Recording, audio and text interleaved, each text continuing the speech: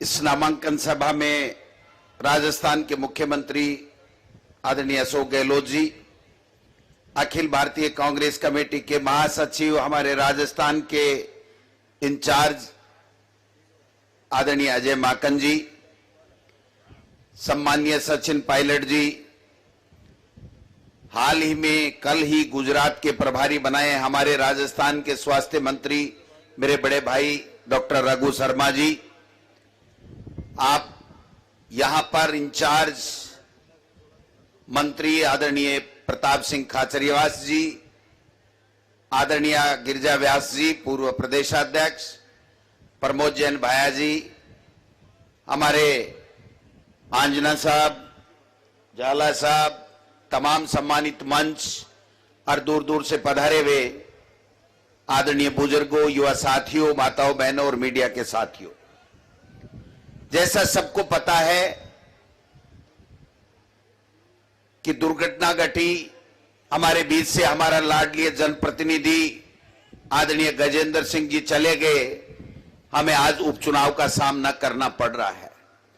2008 से 13 में जब मैं एमएलए बना था फर्स्ट बार, तो आदरणीय गजेंद्र सिंह जी मेरे साथ में राजस्थान की विधानसभा में थे, फिर उनको मंत्री पद से भी नवाजा गया। गजेंद्र सिंह जी और मेरी सीट बराबर की एकदम सीट थी, 3 की सीट थी, उसमें 2 लोग हम बैठते थे।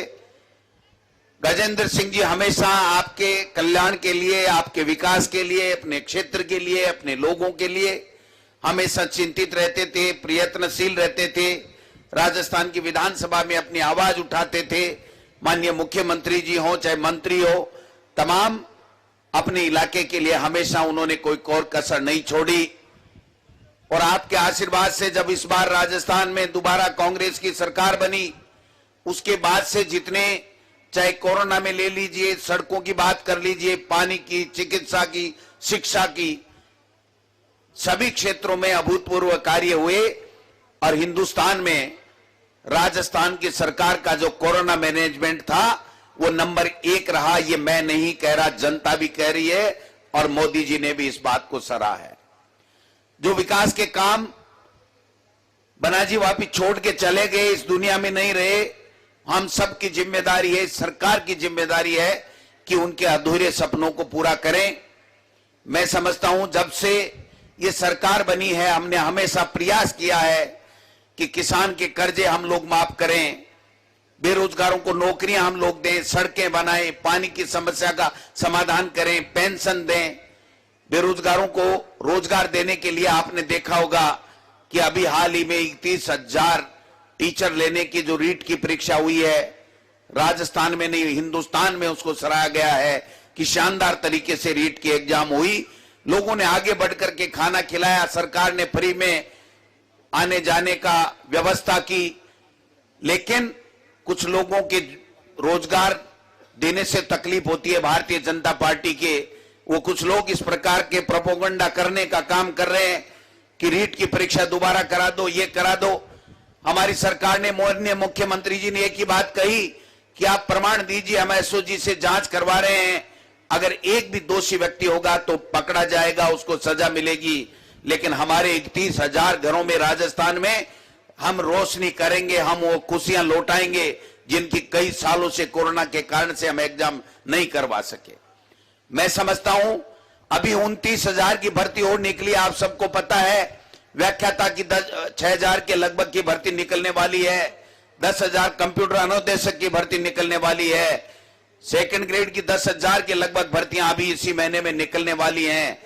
हमारी सरकार ये चाहती है कि हमारा नौजवान जो बेरोजगार है, जो नौकरी के लिए तलाश कर रहा है, उसको नौकरी मिलने चाहिए।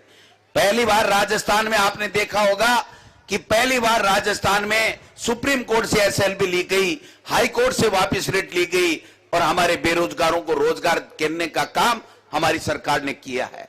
लेकिन कुछ लोग इस तरह का भ्रम फैलाने की चेष्टा कर रहे हैं।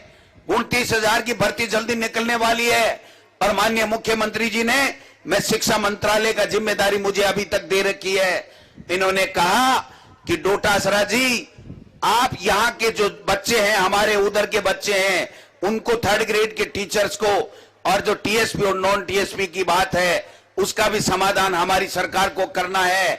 जो यहाँ टीएसपी के बच्चे हैं वो नॉन टीएसपी में जाएं और टीएसपी में ज्यादा से ज्यादा भर्तियां कैसे निकले, हमारा टीएसपी का नौजवान कैसी नौकरी मिले, इस बात की व्यवस्था सरकार को करनी है। थर्ड ग्रेड के ट्रांसफर भी हमको करने हैं, नीतियां बन चुकी हैं।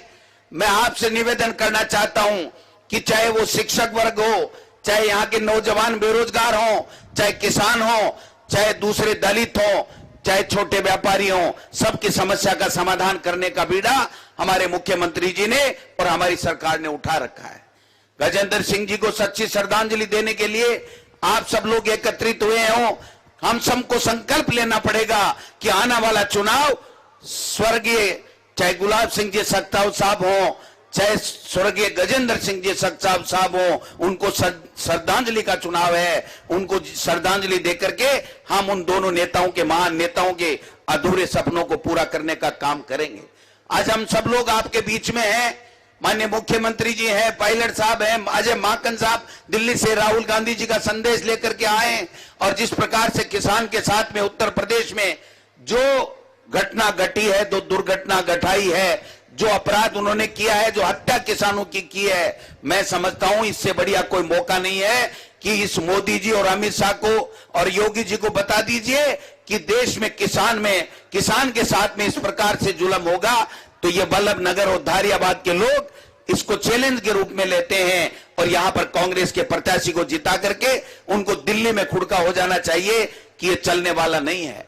आज सुप्रीम कोर्ट कह रहा है कि कोई गिरफ्तारी नहीं कर रहे हैं, और अभी सुप्रीम कोर्ट ने आज कहा, मैं अभी देख रहा था, सुप्रीम कोर्ट ने कहा कि पहली बार योगी सरकार इतनी बेशर्मी कर रही है कि अपराधियों से अन्य विनय कर रही है कि आप पधारिए, हम आपसे पूछताछ करना चाहते हैं। इससे बड़ी शर्म की कोई बात हो नहीं सकती है। इसलिए महाराणा प्रताप की इस जन्मभूमि पे मैं आप सबसे आग्रह करने के लिए आया हूं कि आदरणीय प्रीति जी सख्तावत को भारी मतों के साथ जिता करके राजस्थान की विधानसभा में भेजिए। जो अधूरे सपने गजेंद्र सिंह जी के हैं, गुलाब सिंह जी के रह गए हैं, जो विकास के काम आपके कमी रह गई है, उसको पूरा करने की जिम्मेदारी हम मंच पर बैठे हुए माननीय मुख्यमंत्री जी और तमाम मंत्री और साथियों की है। इसलिए आप सबसे निवेदन करना चाहता हूं, भाइयों आप कमर कस लीजिए, तैयार हो जाइए। ये उपचुनाव से सरकार पे कोई फर्क पड़ने वाला नहीं है, न बीजेपी की बनने वाली है, न कांग्रेस की गिरने वाली है। फर्क अगर पड़ेगा तो इस बात का पड़ेगा कि गुलाब सिंह जी सख्तावत और गजेंद्र सिंह जी को चाहने वाले कितने लोग हैं जो सच्ची श्रद्धांजलि देने के लिए उनके नुमाइंदे को प्रीति सख्तावत को राजस्थान की विधानसभा में भेजना चाहते हैं। सरकार को मजबूती मिलेगी। जब सरकार को मजबूती मिलेगी तो आपके सारे काम होंगे, चाहे वो किसी भी विधानसभा क्षेत्र का कोई भी काम होगा।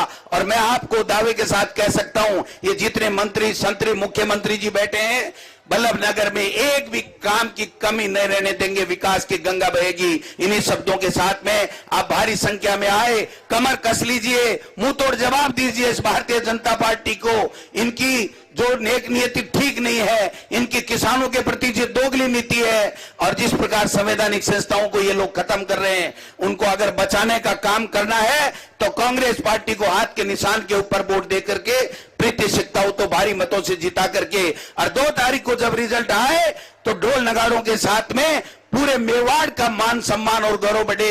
इन्हीं शब्दों के साथ आपने बुलाया। धन्यवाद। जय हिंद, जय भारत।